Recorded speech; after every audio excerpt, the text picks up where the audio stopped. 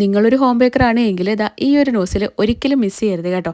ഇത് നമ്മൾ ഹോം ബേക്കേഴ്സിന് അത്യാവശ്യം വേണ്ട ഒരു നോസിൽ തന്നെയാണ്. നല്ല പാറ്റേണും കാര്യങ്ങളും ഒക്കെ കിട്ടുന്ന ഒരു നോസിലാണ് ഇത്. അപ്പോൾ എനിക്ക് ഈ നോസിലിനെ പറ്റിയൊന്നും വലിയ ഐഡിയയും കാര്യങ്ങളൊന്നും ഇല്ലായിരുന്നു. അതുകൊണ്ട് തന്നെ ആവശ്യമില്ലാതെ ഒരുപാട് നോസിലുകൾ ഞാൻ വാങ്ങിക്കൂട്ടിയിട്ടുണ്ട്. അപ്പോൾ അതിൽ നിന്നും എല്ലാം വ്യത്യസ്തമായിട്ട് ഞാൻ ഇപ്പോഴും സൂക്ഷിച്ചു വെക്കുന്ന ഒരേ ഒരു നോസിൽ ഇതാണ് കേട്ടോ.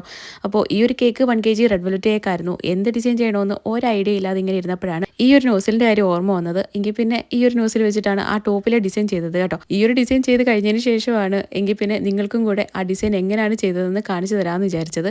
ഈ ഒരു നോസിലിൻ്റെ പേര് N1 നോസിലാട്ടോ. അത്യാവശ്യം ബേക്കിംഗ് ഷോപ്പിലെല്ലാം ചോദിച്ചു കഴിഞ്ഞാൽ ഈ ഒരു നോസിൽ കിട്ടും. ഈ ഒരു നോസിലിന് റേറ്റ് വരുന്നത് 50 രൂപയിൽ താഴെയാണോ, എനിക്ക് കറക്റ്റ് ഓർമ്മയില്ല. എന്തായാലും ഒരു 30-35 രൂപ റേഞ്ച് ആണെന്ന് തോന്നുന്നു, കറക്റ്റ് ഓർമ്മയില്ല. അപ്പോൾ ഈ നോസിൽ വെച്ചിട്ട് എങ്ങനെയാണ് ചെയ്യുന്നതെന്ന് പറഞ്ഞു തരാം. ജസ്റ്റ് പൈപ്പിംഗ് ബാഗിൽ ക്രീം നിറയ്ക്കുക, എന്നിട്ട് ജസ്റ്റ് ഒന്ന് ബേസിൽ പ്രസ് ചെയ്ത് കൊടുക്കുക. ഇത്രേ ഉള്ളൂ. അല്ലാതെ വേറെ വലിയ പരിപാടിയോ കാര്യങ്ങളോ ഒന്നും ഇല്ല കേട്ടോ.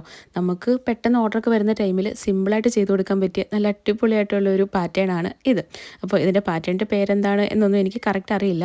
നിങ്ങൾക്കും ഇത് പ്രയോജനപ്പെടുമല്ലോ എന്ന് വിചാരിച്ചിട്ട് പറഞ്ഞു തന്നതാട്ടോ. അപ്പോൾ ചെയ്ത് കഴിഞ്ഞപ്പോൾ എനിക്ക് ഒത്തിരി ഇഷ്ടപ്പെട്ടു. ഇത് ആ ഒരു പാറ്റേൺ നമ്മൾ കേക്കിലിരിക്കുന്നതിൽ നല്ല ഭംഗിയായിട്ട് എനിക്ക് തോന്നി. അതുകൊണ്ട് ഞാൻ ഷുഗർ ബോൾസ് ഒക്കെ വെച്ചിട്ട് ചെറുതായിട്ടൊന്ന് ഡെക്കറേറ്റ് ചെയ്തെടുത്തിട്ടുണ്ടായിരുന്നു. അപ്പോൾ കേക്കിന് എനിക്ക് ഓർഡർ തന്നത് അനിൽ ചേട്ടനായിരുന്നു കേട്ടോ. വീഡിയോ ഇഷ്ടപ്പെട്ടിട്ടുണ്ടെങ്കിൽ ഉറപ്പായിട്ടും കമൻറ്റ് ചെയ്യാൻ മറക്കണ്ട. നമുക്കടുത്തൊരു അടിപൊളി വീഡിയോ ആയിട്ട് കാണാം. ടാറ്റാ.